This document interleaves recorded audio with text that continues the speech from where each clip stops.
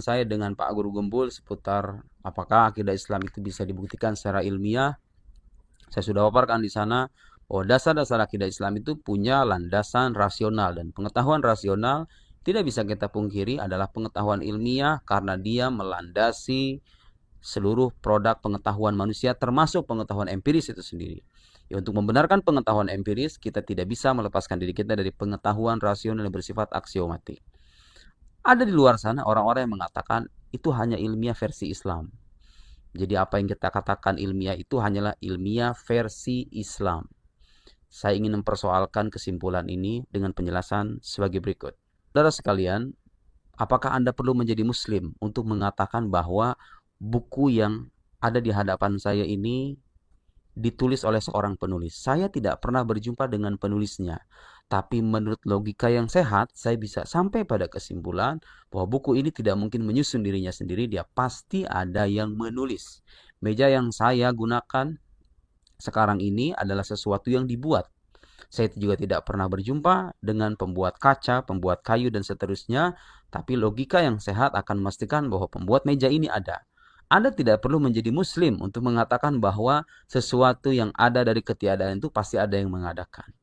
Jadi logika yang mengatakan Tuhan ada dan klaim tersebut bisa dibuktikan keilmiahannya, ilmiah yang kita maksud itu bukan ilmiah versi Islam, tapi itu ilmiah versi akal sehat.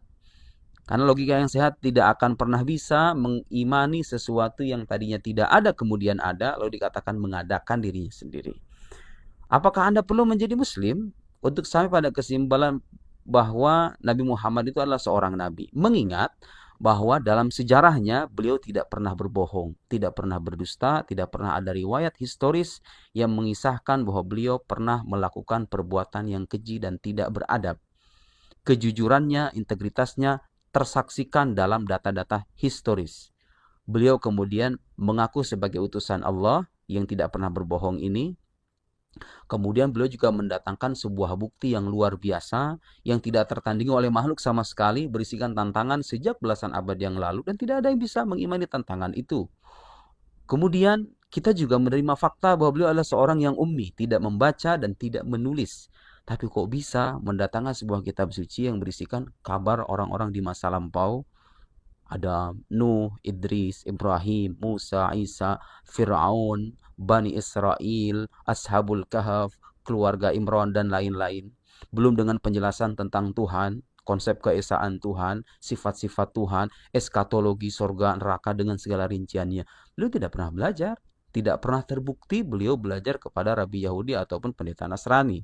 Tidak pernah belajar filsafat ataupun ilmu perbandingan agama, tapi kitab yang beliau sampaikan itu mengkritik keyakinan umat agama lain. Pertanyaannya mungkin tidak pengetahuan ini berasal dari beliau sendiri, sementara beliau tidak pernah belajar. Tidak mungkin. Kita tidak bisa memberikan alasan yang masuk akal kecuali menisbatkan pengetahuan ini sebagai informasi yang beliau terima dari penguasa alam semesta, yaitu Allah Subhanahu wa Ta'ala. Reasoning semacam ini tidak mengharuskan seseorang menjadi Muslim. Cukup Anda menggunakan logika yang sehat, kemudian Anda mengamati argumen rasional ini, maka Anda akan sampai pada kesimpulan bahwa Nabi Muhammad itu bukan manusia biasa. Beliau adalah utusan Allah Subhanahu wa Ta'ala. Itu yang kita imani karena kita tahu bahwa keimanan ini berbasis pada argumen rasional. Begitupun ketika kita mengatakan ada surga neraka, itu kita katakan karena kita sudah membuktikan kenabiannya terlebih dulu secara rasional tadi. Walhasil yang ingin saya katakan, apa yang kita buktikan secara ilmiah dalam presentasi itu bukan ilmiah versi Islam, tapi itu ilmiah versi logika, versi akal sehat. Kecuali kalau Anda ingin mengkhianati akal sehat Anda sendiri. Terima kasih.